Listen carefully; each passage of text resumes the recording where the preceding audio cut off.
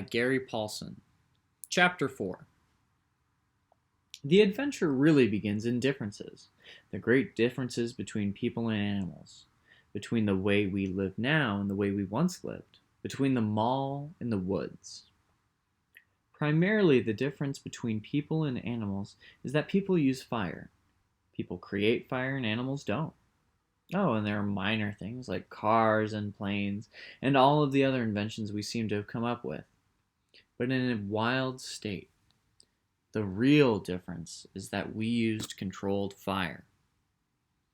And it was in the business of fire that I came to the first of many amazements inside the woods. It started with a campfire. I was on a 100-mile run in deep winter with new dogs, pups really, just over a year old. I had gone beyond in the trapping stage and was training new dogs for a possible attempt on the Iditarod. The pups had lived in kennels mostly. They had been on short training runs so that almost everything they saw on this run was new to them. They had to learn to understand as they ran. A cow in a field was a marvel and had to be investigated. It took me half an hour to get untangled from the fence. A ruffed grouse that flew down the trail ahead of us had to be chased. A red squirrel took the whole team off the trail into the woods, piling into deep drifts and leaving us all upside down and packed with snow. It was, in short, a day full of wonders for them. And when the night came and it was time to stop, you can really only do about 20 miles a day with young dogs. We found a soft little clearing in the spruce trees.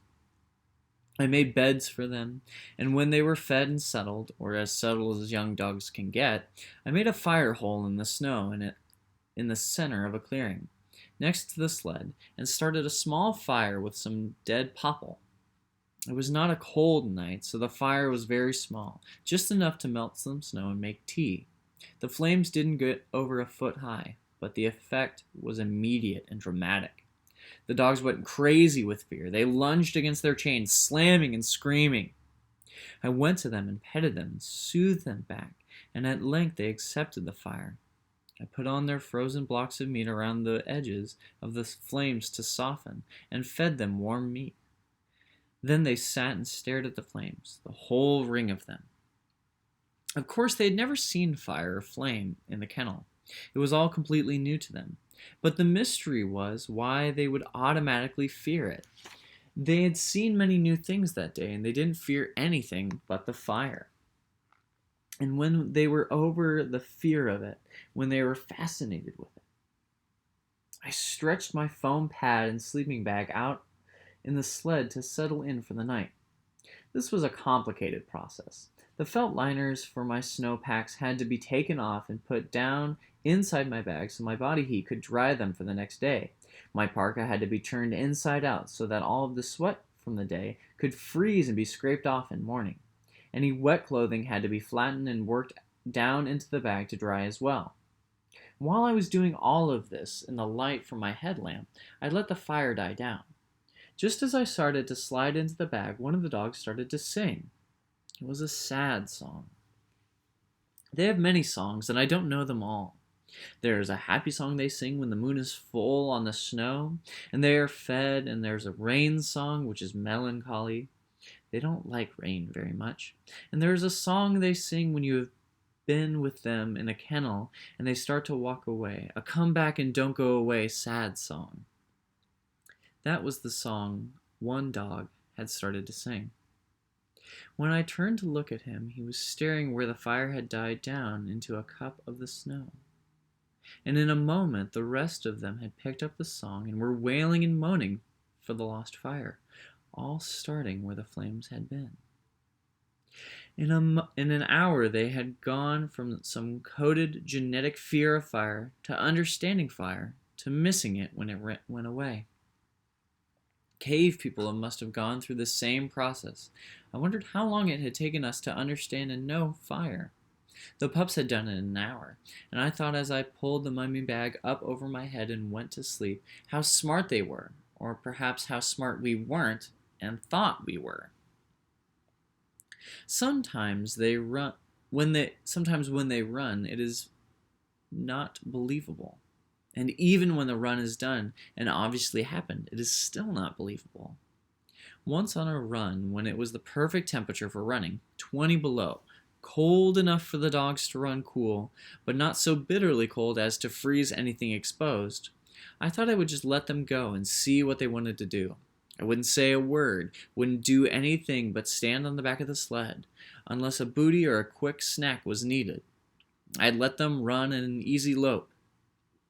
I thought I would let them go until they wanted to stop, and then only run that way from then on. And they ran to some primitive instinct, course and ran over 17 hours without let-up, 175 miles. And they wouldn't pant, weren't tired, and couldn't have done it again.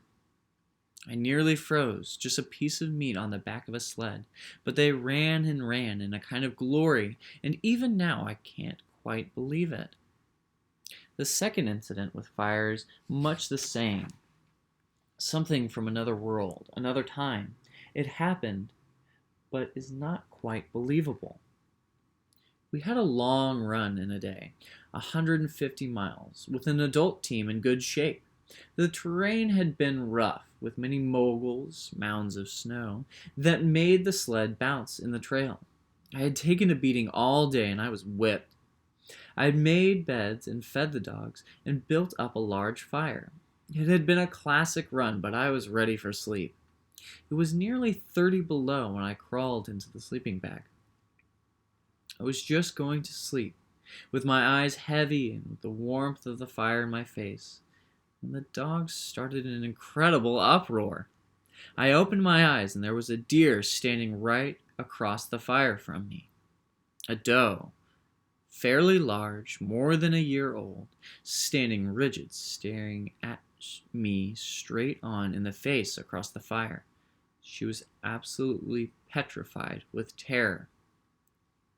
At first, I thought she had somehow stupidly blundered into camp and run past the dogs to the fire.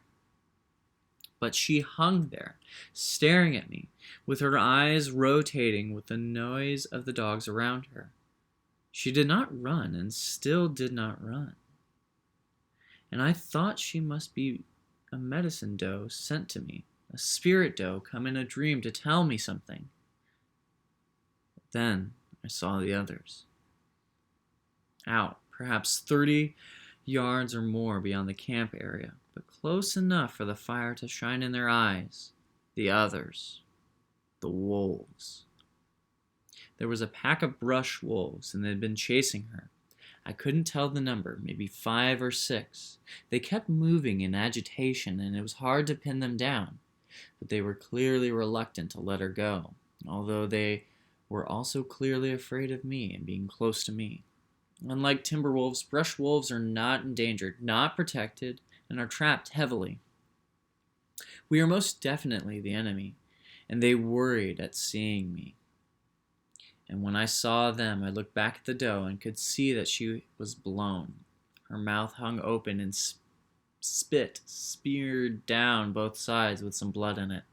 They must have been close to getting her when she ran to the camp. And the fire. She must have smelled her death to make the decision she made, to run through the circle of dogs towards the fire, and the man was a mad gamble. A gamble that I wasn't a deer hunter, and that the dogs weren't loose, or they would have been on her like the wolves. That somehow made it better here. All of those choices to make it a dead, frantic run with wolves pulling at her. This time, it had worked. I sat up, half raised, afraid to move fast, lest she panic and run back into the wolves.